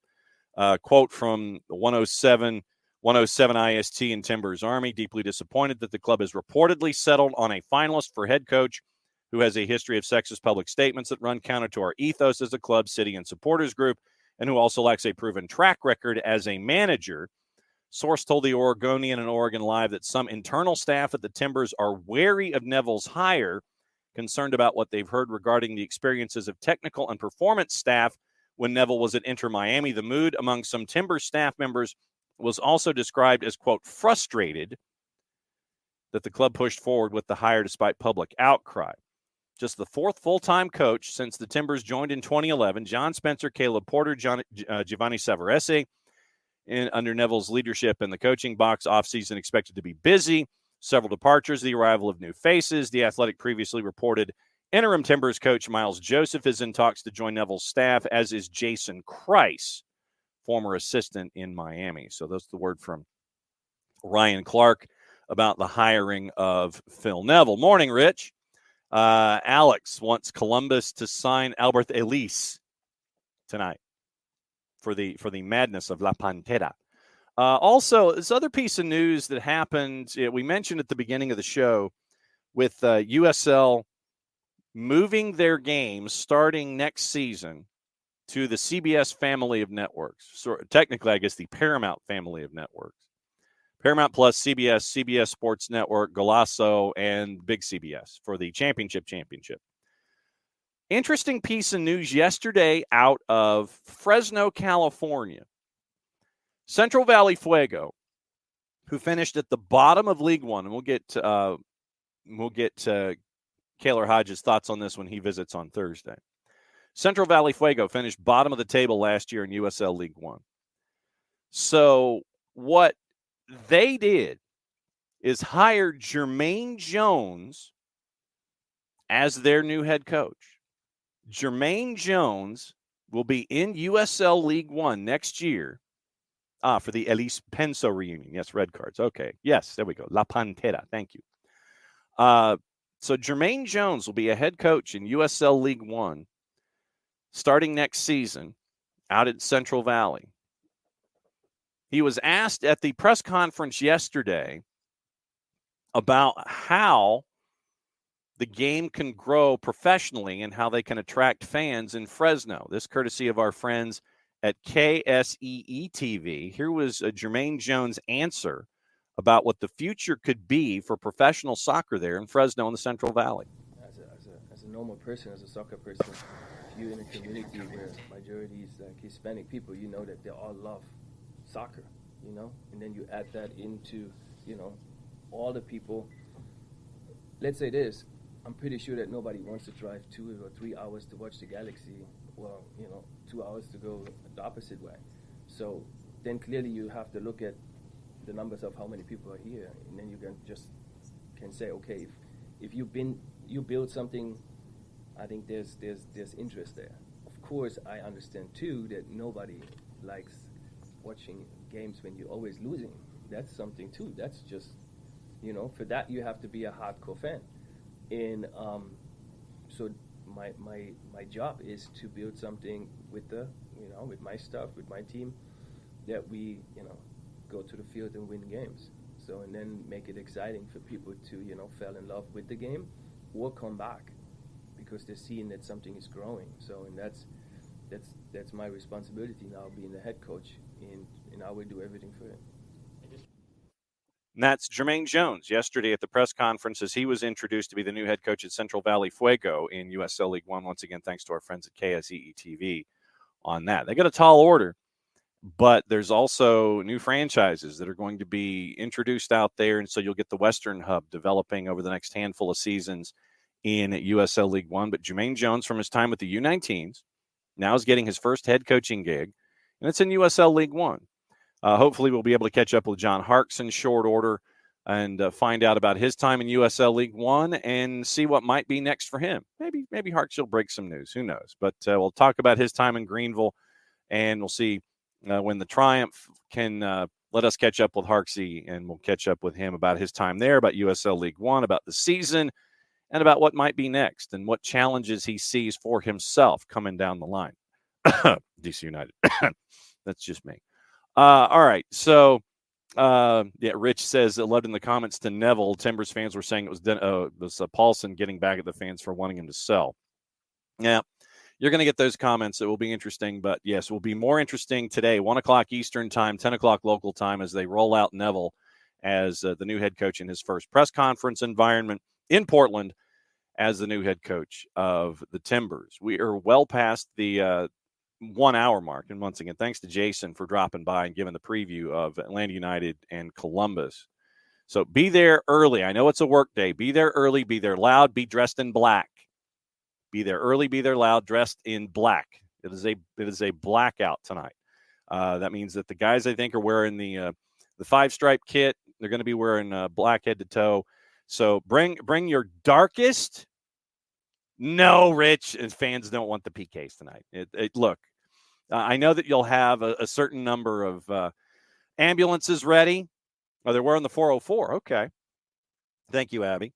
But so everyone in the stands, wear your darkest gear for Atlanta United. I'll be wearing I'll be going the Johnny Cash route myself with the black golf shirt and maybe the black jacket too with the red trim. So we'll see what happens tonight.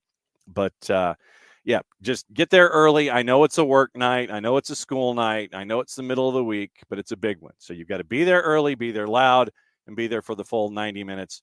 And no, Rich, the 43-262 tonight do not want PKs. So there you go. There you go. Rich is saying bring back the black shirt. Actually, I actually like that kit that Atlanta United had. So you've got that coming in as well. And so since it is well past the top of the hour, it is time to read a promo. And so let me get the music down at an acceptable level so you guys can actually hear me talk about our friends at Eliminize. For odor-free, clean, fresh air, one place you need to go. It's Eliminize Service, proud sponsors of everything SDH. Eliminize deodorizes enclosed spaces like houses, apartments, and condos. For odor-free, clean, fresh air, one place you need to go, and it is our friends at Eliminize. They've created a customized solution that eliminizes all organic odors, including those like pets, cigarettes, and food. Realtors and property managers use the Eliminize service to eliminate bad odors to help them sell or rent their homes that much faster. It's a turnkey process. Thank you, Ricky. Makes it easy to work with said realtors and property managers. Kind of the environment. We like that. That I know about. I recycle every Monday. Offering a green way to get rid of odors without any kind of toxic residue whatsoever. Different than Febreze or other masking agents that you have either under the sink or above you in the cupboard, because when you reach under the sink or above you in the cupboard, you bring out that masking agent. There's a reason it's called a masking agent, because all it does, when you spray the masking agent in the air, once again, you're just spraying it in the air, you're masking the odor, not attacking the problem like our friends at Eliminize Service do with their proven scientific formula all the way down to the molecule. Pricing very, very easy by using either the cubic foot or parts per million to come up with a price that's affordable for you. Offering results in 24 hours or less. You have any questions, frequently asked or otherwise, one place you need to go, it's the website. And this is where I grab my pen, kind of somewhat shaded by the poor lighting structure that I have here. Website's eliminize.com, but do us a favor here at SDH. After the .com, go /Atlanta so they know what part of the world that you are addressing them from so they can help you with your issues. Full homework assignment, ELIMINIZE.com /Atlanta. Lemonize.com/Atlanta, a Lemonize service, proud sponsors of everything SDH on a match day Tuesday, where we all have Tuesday thoughts. Final half hour of the show, as promised, it'll be the news of the morning. We got Champions League today that we've got to get into. We'll get into those juice boxes, get you into the standings, let you know what's going on there, and see what else is on everybody's mind. Apparently, Rich is all over the place this morning, and is in dire need of spell check. Abby's going to wear the 404 black pullover when it cools down leaving the stadium. Yes, Rich, you may need coffee. I do not do coffee, but I have my Mountain Dew right here, and we're ready to go for the final half hour of the show. Once again, thanks to Jason for dropping by, and we will post that particular segment a little later on. Abby forgot to order and get breakfast at Chick-fil-A. You got 23 minutes. I think you got 23 minutes to figure it out. So, news out of Italy this morning. Sanctions have arrived for Fiorentina. As I sit here and I'm trying to read something, and then it just decides that it's going to get in the way of everything. Sanctions have arrived for Fiorentina after Sunday evening's match against Juve. And this is Google Translate, from our friends at Calcio Finanza. Sports judge in particular sanctioned the club for racist chants by its supporters against 3 Juve players, Dusan Vlahovic, Moise Kean, and Weston McKennie. The adjudicator saying, considering that before the start of the match and at the end of the same, rude and racially discriminatory chants were chanted against 3 players of the Juventus club, considering in particular that before the start of the match and at the end of the same, from the Curva Fiesole, occupied by the supporters of the Fiorentina club, rude and discriminatory chants were repeatedly chanted towards Dusan Vlahovic, considering that the collaborators of the federal prosecutor's office also reported in their report that before the start of the match, the supporters of the Fiorentina club present in the Curva Fiesole chanted racially discrimination chants against the footballer Moise Kean. And at the end of it, the supporters still present in the Curva Fiesole chanted chants of racial discrimination against the footballer Weston James McKennie, considering that based on the above, significant behaviors emerge in terms of size and perception pursuant to Article 28, Paragraph 4, for the purposes of their punishability, resolved to sanction Fiorentina with the obligation to play a match with the sector actually occupied in the match in question of the Curva Fiesole without spectators. So, Curva Fiesole banned from one match for Fiorentina. Suspended for a period of 1 year pursuant to Article 28, Paragraph 7, with the warning, if during this period a similar violation is committed, the suspension will be revoked. Sanction will be added to that imposed for the new violation. So there you go. So news out of Calcio Finanza about the fans at Fiorentina for your daily episode of stupidity down here. All right. So, all right. Abby was going to have delivery. Oh, it ends at 10:30. Man. Oh, so you're 9 minutes over. It's going to have delivery. Jason came on threw off your schedule. I'm sorry. I take full blame. Juice boxes tonight, actually, for Atlanta and Columbus. Let's go over the 2 matches, 7:09, 9:09. As Atlanta hosts Columbus, we'll go over the juice boxes in a sec. Fun facts. Crew unbeaten in 4 straight visits to Atlanta, winning 3, drawing the 1-1 draw at 90+7. Little birdie told me that you might see that in prescription for victory. Columbus is the second team in MLS history to go unbeaten in 4 straight at Atlanta, including playoffs after the Red Bulls from 19 to 22. Atlanta winless in 4 straight following the loss to Crew on Wednesday, equaling the longest winless run in all comps since Gonzalo Pineda took charge in late August 2021. 5 Stripes had last had a longer winless run in 2021 from May through August. 12 straight. Columbus has not won any of its last 15 road matches in MLS Cup playoffs, losing 10. Last recording an away postseason win in San Jose in the 2002 quarterfinals. Crew have managed a total of 7 goals in those 15 matches, failing to find the net in 10 of them. The 2-0 loss for Atlanta United came after being shut out only twice during the entire regular season, tied with Crew for fewest in MLS this year. Atlanta has not been shut out in any of its 19 home matches in all comps in 23. Cucho Hernandez scored both the Cruz goals in their win on Wednesday, taking his total to 18 on the year, regular season and playoffs. Most by a Crew player since Jossie Zardes in 2018, who had 20. Cucho scored 12 of the Crew's last 17 goals dating back to the beginning of September, with the exception of own goals. Juice boxes in that one. Atlanta's a plus 144. 90-minute draws a plus 288. Crew is a plus 158. Atlanta was a more decided favorite to start the weekend, and it has come back to the mean over the last day or so. 909, Nashville and Orlando City. Nashville at Geodis is a plus 106. Your 90-minute draws a plus 242. Draws a plus 259. Programming note, Lucas Panzica, the voice of Nashville SC, will be on with us out of the blocks tomorrow morning to discuss this matchup as well. And fun facts for your 909 matchup. And both of these are on season pass once again. So 09 kicks for both, 909 and 709. Orlando City earned their second straight 1-0 win over Nashville on Monday after recording the 1-0 win at Geodis October 4. Purple team had only won one of their first 9 with Nashville in all comps before winning the last 2. Nashville has never lost a knockout round match at home, recording 7 wins and 2 draws in 9 playoff and cup matches at home. Nashville's outscored opponents 22-6 in those games, 22-6, including scoring at least 3 goals in 4 of the 9. Purple team posted the best away record in Major League Soccer this season, 31 points, including a league-high 9 road wins. They were 9-4-4 on the road this year. Orlando won its last 2 road matches, looking to win 3 straight away from home in all comps for the first time in club history. Hani Mukhtar has recorded just 1 goal contribution in his last 6 appearances. This is why I'm leaning Orlando tonight. An assist in Nashville's only win in that time, the 3-2 win at New England October 14. All 13 of Nashville's MLS wins this season have featured at least 1 goal contribution by Hani Mukhtar. That's a goal and an assist. That's a goal contribution.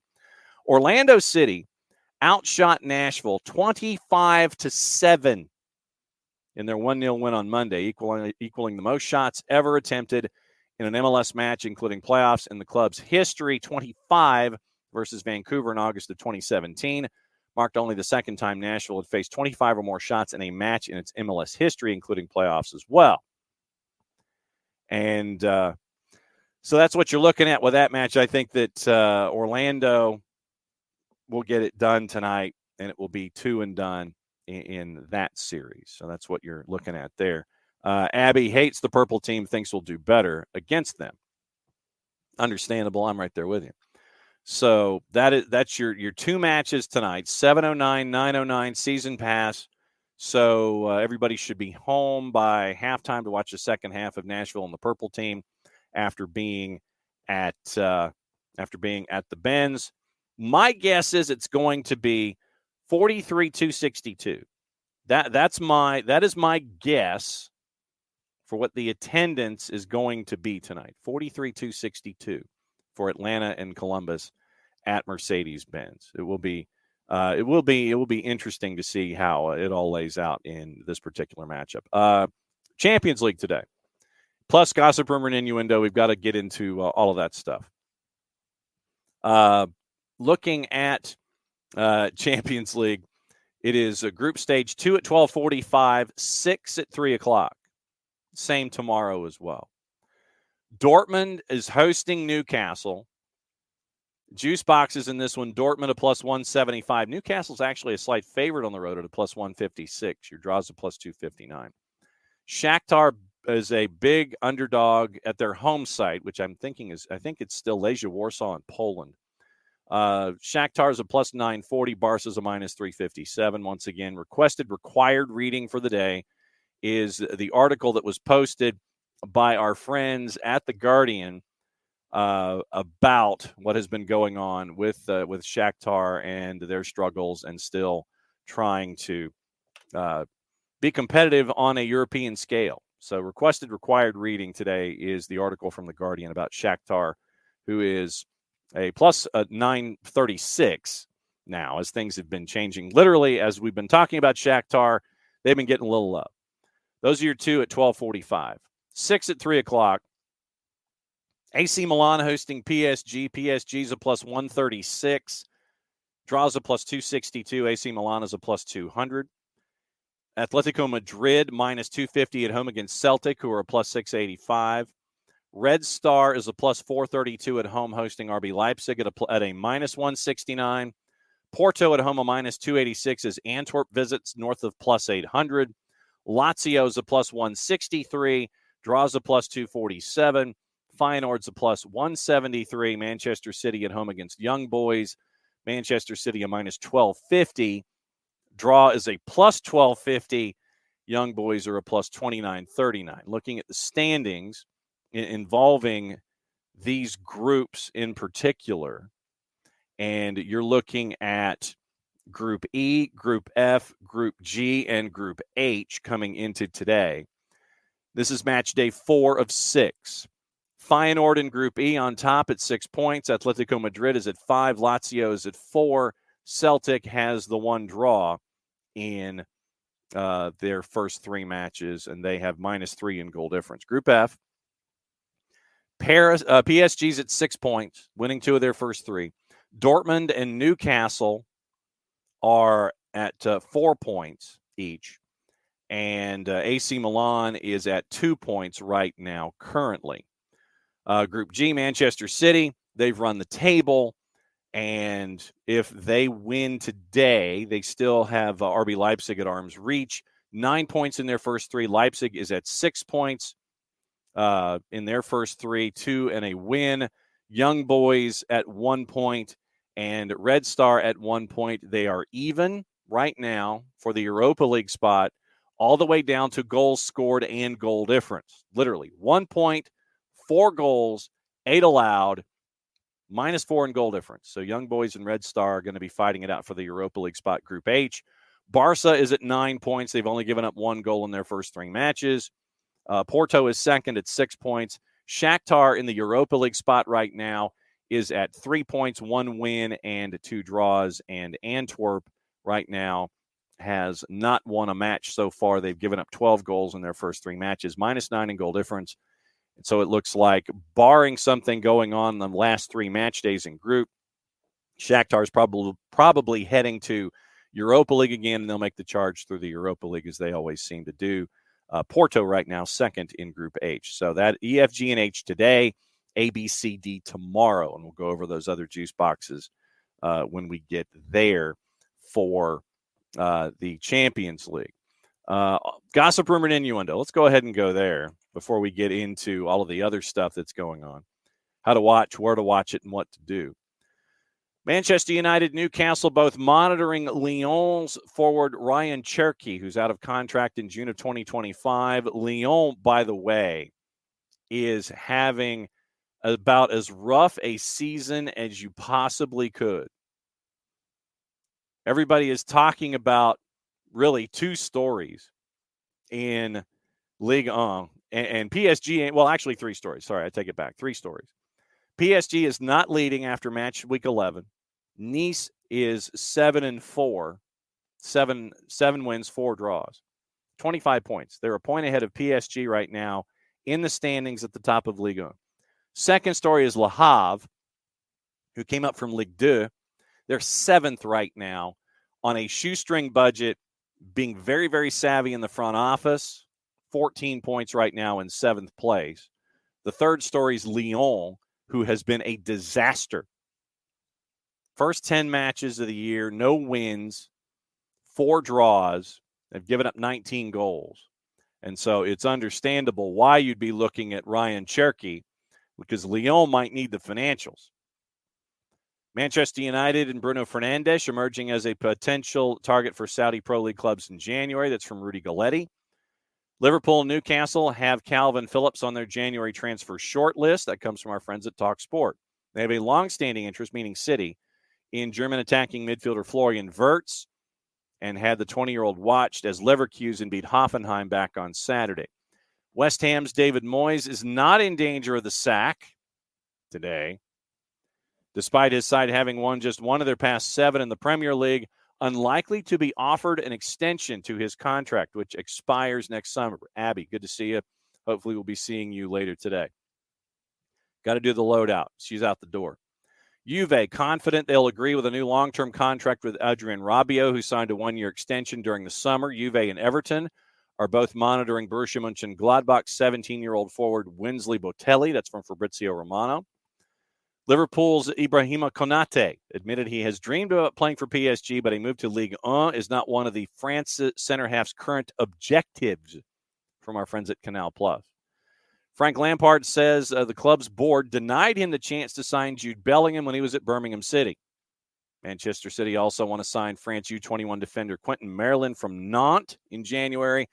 And Oxford United boss Liam Manning is close to becoming the new Bristol City manager after the dismissal of Joey Barton. So that is your gossip, rumor, and innuendo on the day. What you can watch and where you can watch it. I always like to do this. So soccer on TV today. CBS Sports Network's got Atletico Madrid and Celtic at 3. It is also on Galavisión at 3. 2 to NA has Shakhtar and Barca at 12:45, Milan and PSG at 3 o'clock. Unimas is simulcasting Shakhtar and Barca at 12:45. Univision is simulcasting Milan and PSG at 3. Reminder once again, season pass, not the free side of Apple TV. The 2 playoff games tonight, games 2, Atlanta United, Columbus, Nashville, and Orlando City. If you're at home and can't make it tonight, then do the local radio option, as Jason said. Go over to the right-hand side. You can click on local radio. You'll get Mike and Jason. You might not get them at 0. It might not get them at 7 o'clock. Maybe after the first commercial break, local audio will kick in. If you don't get it at 7:05, games kicking off, log out, log back in, do the local radio option. You'll be able to get it there. Also, ESPN Plus in the championship, Rotherham and Ipswich at 3 o'clock. Men's college tournaments, the Patriot League doubleheader at 6 o'clock on the Plus as well. Paramount Plus has a lot of stuff. AFC Asian Champions League they've already had 6 matches today. They've got 1 at 11, 1 at 1, Al Duhail and Al Nasser. Champions League, they've got them all. The 2 at 12:45, the 6 at 3 o'clock. VIX has your simulcast of all of the Champions League games, 12:45 and 3 o'clock. So that is what to watch on soccer today, on Soccer on the Telly. So there you go. According to Dejan Kulishevsky, Spurs were too hyped up against Chelsea. So we'll keep an eye on that. Once again, another round of stupidity down here at Aaron's, our friends at The Guardian and PA Media. Luton have threatened to ban supporters found to have taken part in tragedy chanting during Sunday's match with Liverpool at Kenilworth Road after the FA requested more information from police over the taunts indirectly referencing the Hillsborough disaster. Luton issued a statement saying they were saddened and extremely disappointed. A small number of supporters soured the occasion with chants that may be interpreted as being in relation to tragedies that affected Liverpool in the past. They added another sentence to it.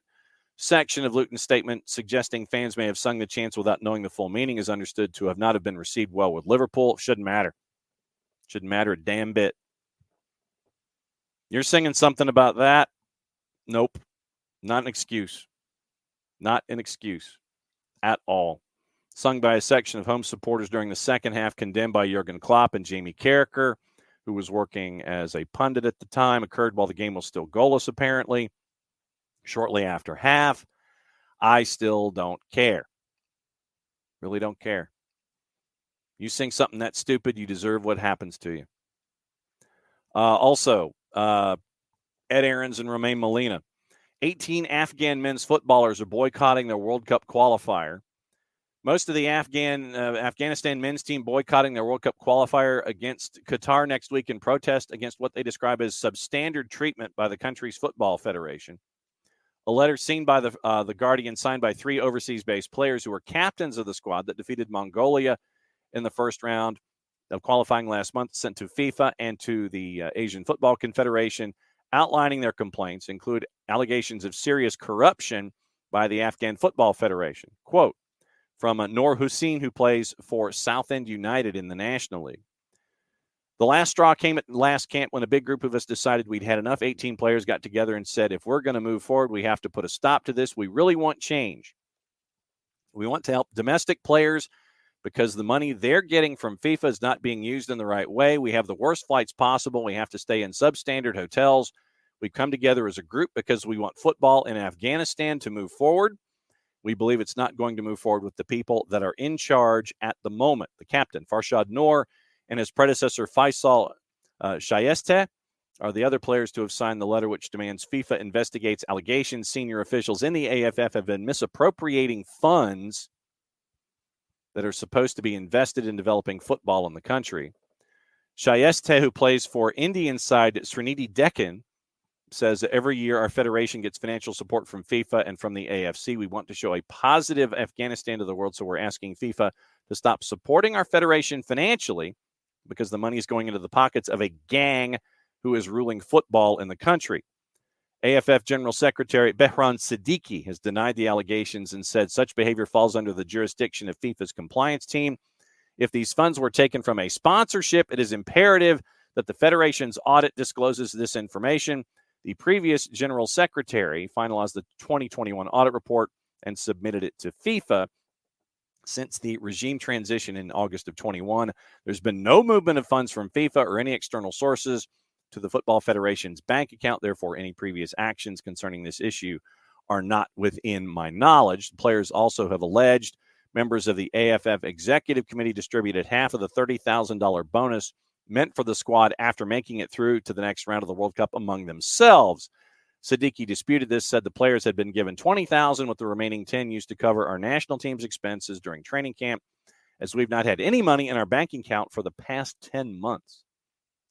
Documents seen by The Guardian, the AFF claimed back almost $65,000 from FIFA for a trip to Kyrgyzstan in June, initially expected to cost about $45,000. So keep an eye on what's going on in Afghanistan with so another sorry round of shenanigans there. So update on Luis Diaz and his family. The rebel group holding his father claims military action in the local area is not only delaying the release of their hostage, but putting him at risk. Diaz's parents kidnapped more than a week ago. Mother was freed quickly despite pledges from the National Liberation Army of Colombia to expedite the return of Diaz Sr. It's taking longer than expected. So, obviously, we'll keep an eye on that. Diaz made an emotional plea for his father's return. Remember when he scored the goal against Luton and he had Libertad para Papa on the T-shirt, asking ELN for the prompt release of his father and begs them to release him immediately. So, we'll keep an eye on that situation involving Luis Diaz's father going forward. Let's see. Carlo Ancelotti is unsure about Jude Bellingham going up against Braga. And apparently clubs have also pushed back. Turkish clubs want the Super Cup played at home and not in Saudi Arabia, according to our friends at the AP. Galatasaray and Fenerbahce pushing for the Turkish Super Cup on December 29th to be played on home soil rather than in Saudi Arabia. There's been public pressure for the game to be staged at home because it marks the centennial anniversary of the proclamation of the Turkish Republic. The Super Cup is played between league champ Galatasaray and the Cup winner, currently due to be held at Al Awal Park Stadium in Riyadh. It's a rare pushback in soccer, according to the AP, against playing games in Saudi Arabia. The kingdom has moved in recent years to stage more important international games and tournaments ahead of the World Cup that we anticipate that they're going to be hosting in 2034. Fenerbahce put a motion at the board meeting on Sunday for the Super Cup to be played at Ataturk in Istanbul, where the Champions League final took place, or the Samsun 19 Mayıs Stadium, the home of Samsunspor. The proposal was accepted unanimously. It's on the Black Sea coast, where Mustafa Kemal Ataturk launched the War of Independence, went on to establish the Turkish Republic from the ruins of the Ottoman Empire, October 19, 1923.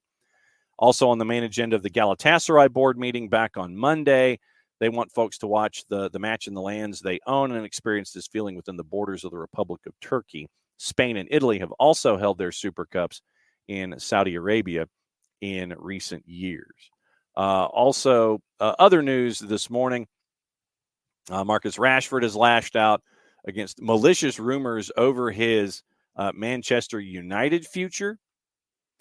And Mikel Arteta, we told you about day 2 of Mikel Arteta going after the PGMOL and all the officials in VAR.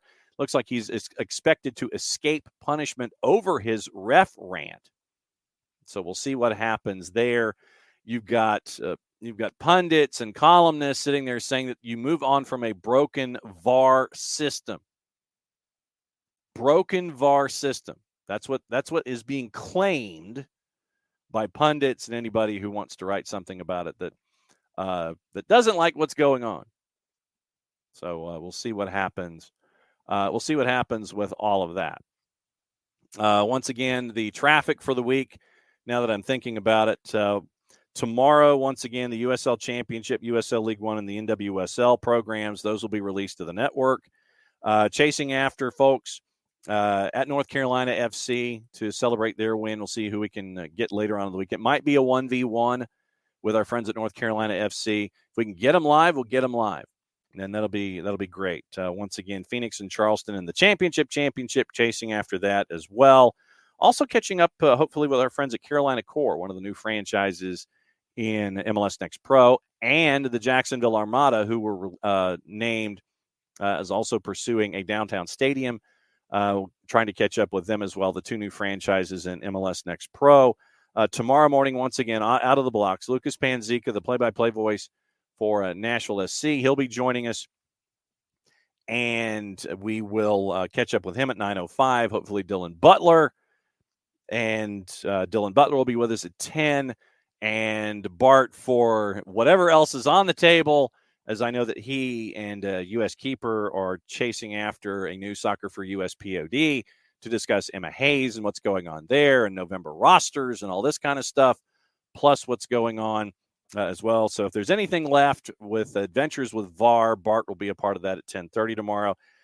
Thursday, once again, remember, Kaylor Hodges from the USL show will be with us at 10 o'clock. 10:30, Nico Moreno, who I'm sure will be discussing what is going on later today in Portland with the hiring of Phil Neville as the new head coach of the Portland Timbers. He'll be discussing that. Like I said, initially today in the 10:30 block, we were supposed to have Thomas Rongen to discuss Next Goal Wins, the movie that's coming out loosely based on his story in Micronesia about taking over American Samoa and trying to get them to qualify for the World Cup. Rongen will be joining us. Coach will be joining us at 10 o'clock on Friday morning, and we'll discuss the movie and all of the stuff going on with that and his adventure there. So very, very cool that we'll be able to catch up with Coach. His employers at CBS Sports were like, dude, we need you at 10:30 on Tuesday. So that was why we had to push Coach back to what we were able to see on Friday. So once again, Thomas Rongen and that movie, we'll get that discussion going at 10 o'clock on Friday before we get you ready for the weekend whip around. And let's see, Prem and Proper will be out later this week, out on Friday.